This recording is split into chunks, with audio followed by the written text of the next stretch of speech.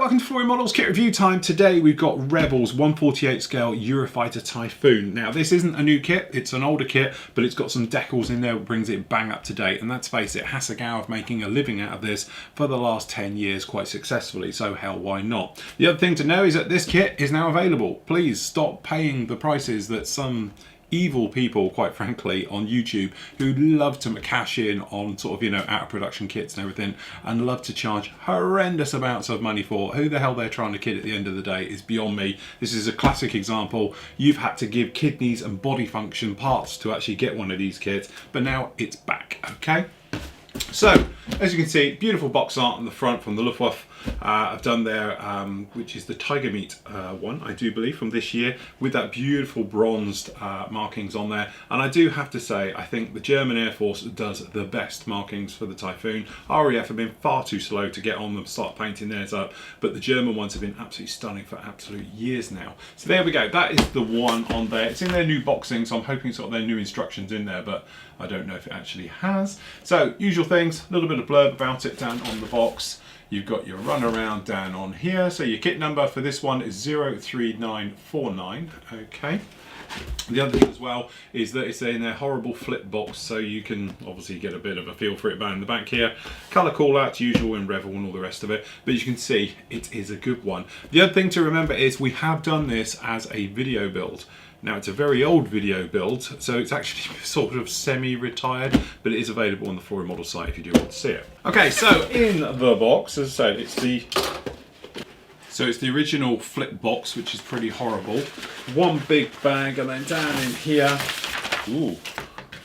Okay, so we're going to pop this in so you guys can see the box. Okay, so as you can see, first thing that grabbed you is a monster decal sheet. Actually, it looks very nice, very thick, but very, very nice. Okay, so we've got two huge decal sheets, which is a little bit disappointing because we haven't got the RAF markings in there. I was hoping they were going to be in there as well. It looks like they're not. Unfortunately, it is that usual thing with Revell. They love chucking things into a giant bag, and hopefully it'll be separate bagged a little bit inside there. It holds it firm and good enough to stop them rolling around. It's just that you do get scraped through, and the canopy being in there as well.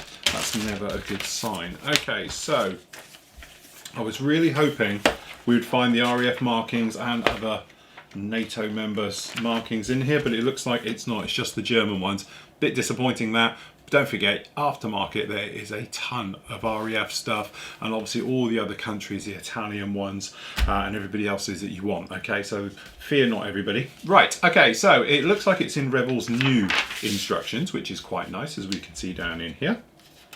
Okay, so colour call outs, usual thing, they're all in Revell, which is a right pain because let's face it, I don't know anybody who uses them.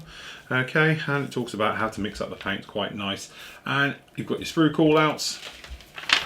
Okay, right the way through. Looks like they're blanking them off totally so you see what you can't be using and the various things like that. So usual thing, starting off with the seat. Okay, everything's pretty much molded on these. You can go right the way through. Seats going together. Cockpit tub. Okay, putting those in. Looks like we've got some decals for the actual side walls and everything else. They'll be horrible. You don't really need them. You can get away with just painting it up down in there.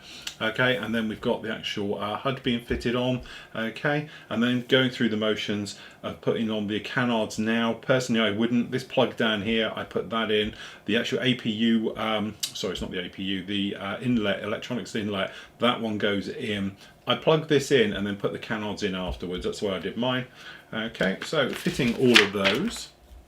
Then it's the two halves going together. Just taking your time on this one, making sure you get a nice good fit, and it'll save you a lot of worry later. Then we've actually got the main wheel bay, which is no problem at all. One that is a little bit of a problem though is the intake system on this one. Just like its 1/32 counterpart, which we've done as well, full video builders of that is available. You know, it is that thing. It's never nice, and it's never nice on any of them. It's like F-16s. They always seem to have trouble with them. Nothing different on these Typhoons. So take your time with these inlets. Make sure you get them seamless, and everything else you'll be absolutely fine. Opening up the holes for them. Again, this is going to be showing it without the inner pylon on, which I'm assuming this does have the pirate sight. It is usually in the box as well, so you can take it up to FGR4 standard, but you do have to open up these holes down in here if you want to have the inner pylon on as well. Okay, so you think about that one as you make your way through. that being put in there, so obviously the intakes go in, the wheel wells go in. Fitting this in, which again is a little bit of a headache. Okay, wing section going in underneath, the top one goes down. Again, take your time with this one. A little bit of flash here and there can cause for bad fitting. If you take your time with it, you can actually get a good fit on there and you won't have too many problems at all. Then we've actually got the chaff buckets and flare buckets, which go along to be the activators for the flaps as well. So those going down in there, and then it's just putting on the other ones for the ailerons. And then you've got some vents and various bits and pieces and sensors that get fitted to the lower side. The inlet doors as well, so you've got the bigger scoops that drop down. Okay, get more air in there, or less as is required. Okay, those fitted on. Then you've got the actual the jammer pods, which go on the actual wingtips, so fitting both of those down on there, and then the spine going in, the engine going in, the wheels, the gear, usual bits and pieces you can imagine, all being fitted together. Okay, and then same on the other side, or you can have the door shut, okay, if you want to get it for a nice in-flight pose, which is very nice. And then again, putting all the bits and pieces down at the end. Okay, usual thing, obviously you can have the speed brake open or closed. Okay, fitting of the light canopy open or closed. Front end, so you have got the in-flight refueling receptacle, obviously open or closed, which is a nice touch. And then these little strakes which go down the sides, which obviously are unpainted again, just down on the side. And we've got the angle of attack sensors and the bits and pieces down there all at the top. Those have got to go in. Pylons, okay, so popping all your pylons together. And if I remember correctly, the pylons are in there for this inner board one as well on the wings, okay? But as I say, they're never mentioned in the instructions. Okay, so there we go. We've got the fuel tanks if you do want to do them. Which are going to go down in the pylon system, and the air-to-air fit and the air-to-ground fit, as you can imagine, right the way through. Okay, and then if you wanted to, you've obviously got AM rams and AS rams and sidewinders and all the other bits and pieces that you're going to fit in down there, the old Meteor missile as well, whichever you want to do. Then if you are going to go for bronze, which let's face it, it does look very nice, doesn't it? That's all your decaling for it, which would be a mammoth job. But I must admit, I'm looking at it thinking, God, I'd do that in a heartbeat. Very, very nice, very, very striking, okay, to put all of those in. All right, so no problem with that at all. The decals, as we've just seen, we've got the smaller sheet, which is this guy here. Okay, just your Tiger fittings all the way over this guy. And then you've got this monster sheet, which is absolutely huge. Okay, again, for all of those. It's going to be difficult to know how well these are going to go down. They look extremely thick, but they don't feel thick, if that makes sense. They feel quite thin, just the carrier looks very, very heavy. So I think this is going to be a lesson in making sure these go down well. A good softener and a setting solution, I think, is going to be a must on this. And then a heavy duty gloss coat right over it, seal it down. Then if you wanted to knock it back, you could come back with more of a satin finish, okay, to take it off of being too shiny, okay. But generally that is a big old decal sheet, probably one of the largest we've seen for a while here. Right, okay, now the kit itself, as I said, isn't new. It's probably 10 years old now. Must be 10 years old now, getting on 10 years, 9-10 years. I built this, to be honest. There's a history lesson here. This is one of the first ever builds we did at Flory Models, okay, as a video build. It was in the first 5 we ever did. So, looking around on here, if I just drop this camera down just a little bit, and then we got the other very close as well. So, general all the way over, as you can see, very nice plastic. It looks like it's sort of multi, got a little bit of texture on the top on. Now the thing was with this kit, and it always will be, is a little bit flashy. It is that typical thing of Revell, so you can probably see it over here. We've got a little bit of flash up there. And generally, as you look around the actual kit, we've got a little bit just down in here. And it is this thing, it's that typical thing of Revell, you just want to have a look at. As you can probably see down here in the exhaust nozzles, we've got quite a bit of flash. In fact, we've got tons of flash. It all pushes out, don't get me wrong, it's just a little bit of a fit issue, okay? So nozzles you've got open and closed, as I said, on both sides here. You've got the open ones over here, or you've got the closed ones. Quite deep, as I said, very nice sort of engines as well, giving that effect. The wheels, 2-piece, the main doors, all the other parts working their way down, and no problem at all. But as I said, it's just this little thing. This is probably the worst culprit here, so you should have a small gap between the two. It's a little bit flashy. Down on the inside, you've got very limited detail up here in the wheel wells, but as you can see, there's no real problem. We've got no ejector pins inside the bits which are going to count inside doors and everything else. We're pretty clear of all of those, okay? But you can see down in here, we've actually got ports for opening up the holes. So we've got this big one down here, we've got one here and one out on the outside, but we also have these two in here. And if I remember rightly, the pylons are in the kit, they're just never spoken about. It's like those who should not be spoken about. Okay, but there's definitely the British version uses it. Okay, but generally not so much problem. It's a little bit scratchy, it's a little bit, you know, not perfect, but it's all here. Okay, and as I said, it makes for a very nice start to your kit. Just be careful with the flash of exactly how it is and where it is and everything else, because it can foul up your joins.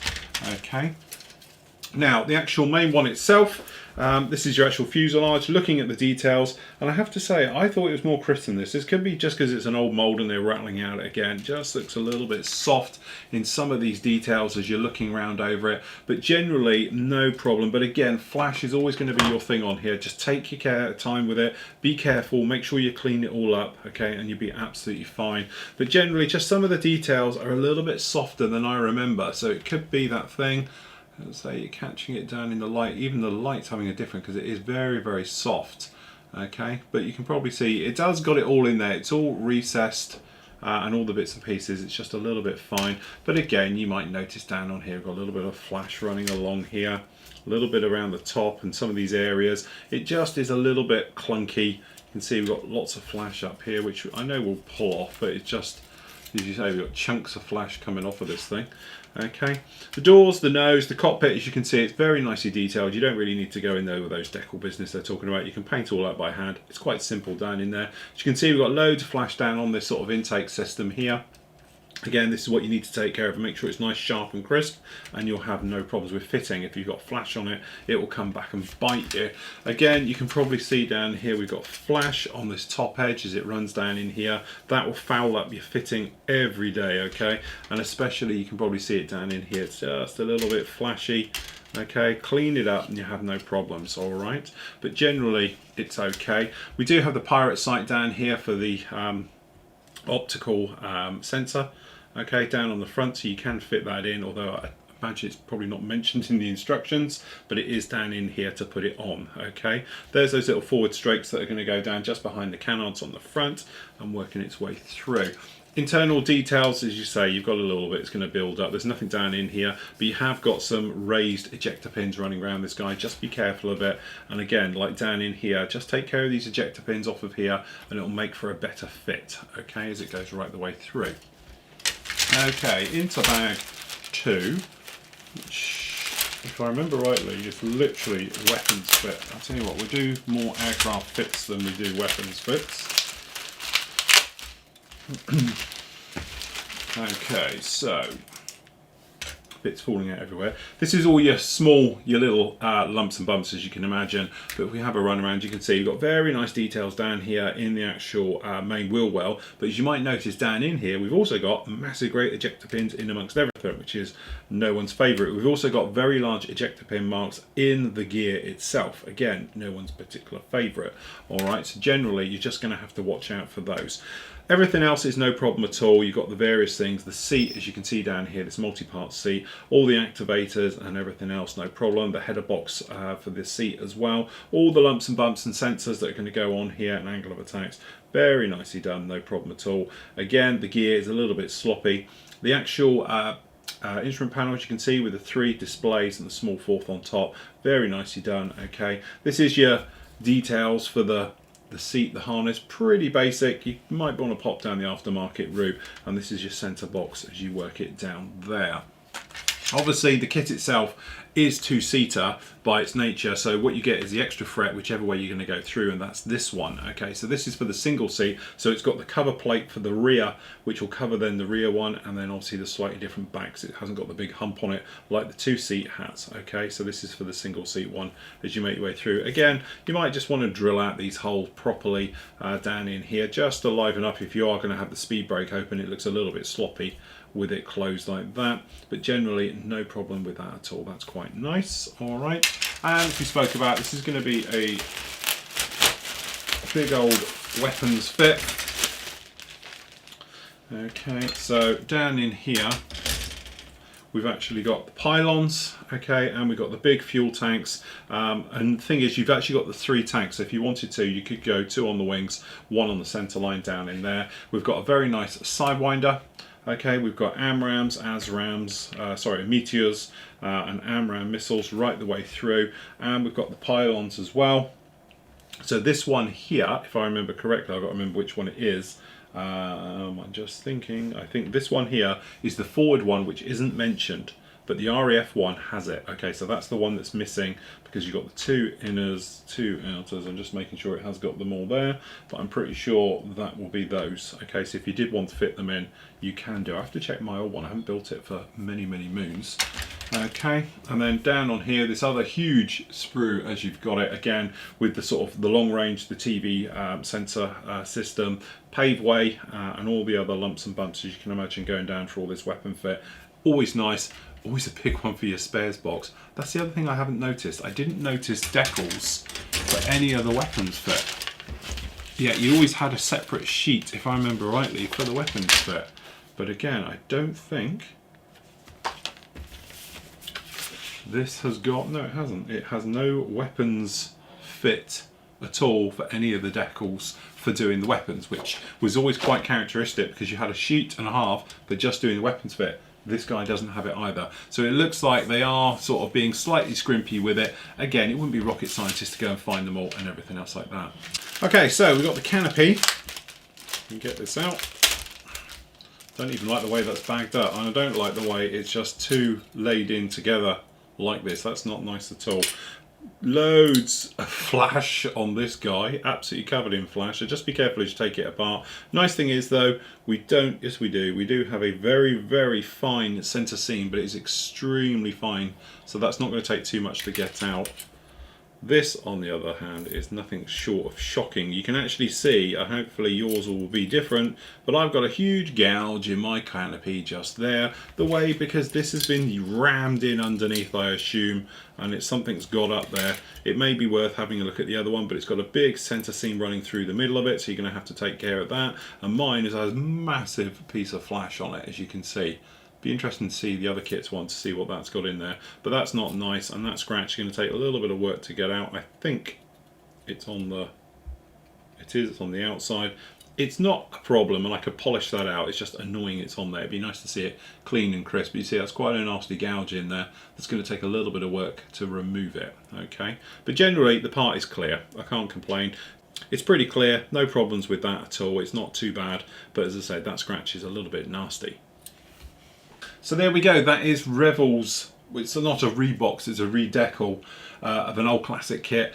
It is a fine kit. It's the best 1/48 scale Typhoon there is out there, and obviously we've done one, we've done the 1/32 one. They make great kits. A little bit disappointing that we haven't got any other markings in there, seeing as that, you know, it would be nice to have the RAF markings in there, and for the weapons fit of pylons, and perhaps just a normal German one would have been nice in there, not to have it just purely in the bronzed one. But it's marketing at the end of the day, and it is a new way of them releasing an old kit with a new coat on it.